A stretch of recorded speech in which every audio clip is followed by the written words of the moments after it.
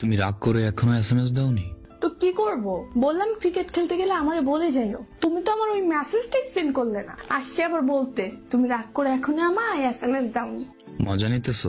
পায়া ব্যথা পাইছে, হাঁটতে পারি না। ঠিকই আছে একদম। আমার কথা শুনে না চললে এমনই হবে। তনু তুমি একদম বেশি বকবক করো। হ্যাঁ তো কি করব?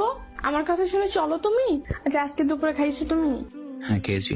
সত্যি করে বলো। না ক্ষুধা ছিল না, কলেজ থেকে এসে হাত মুখ ধুয়ে খাবার খাবো ভাবলাম, পরে দেখি বন্ধুরা কল দিছে, দিয়ে বলতেছে আজ নাকি উত্তরপাড়ার সাথে ওদের খেলা। পরে আর কি খাবার খাওয়ার আর সময় পাইনি, দৌড় দিতে যাইয়া পায়ে ব্যথা পাইছি। আমি জানি তুমি সবসময় এরকম একটা কিছু করবেই। মানুষ বলে না কুকুরের জীবনও সোজা হয় না, ঠিক তুমিও না অমনি। তুমি সোজা হবে না কখন। বিয়ের পরে দেখাবো মজা তোমারে। ডাক্তারের কাছে গেছিলা? না রে, আমু বলছিল বাজারে যাইয়া ওনার জন্য পান জর্দা আনতে। আমি না যাইয়া গেছি খেলতে। আমার কাছে টাকা নাই এখন, বাসায় এসে চুপচাপ রুমে ঢুকে শুয়ে আছে।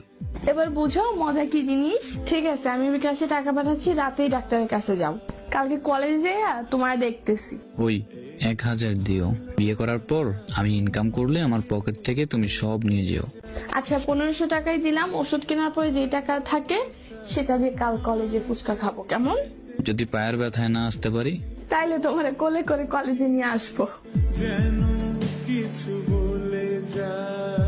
আচ্ছা তুমি কোলে করে নিয়ে গেলে আমি প্রতিদিন এভাবে পায়ে ব্যথা পাবো। বদমাইশ। প্লিজ তাড়াতাড়ি যাও। ঠিক আছে।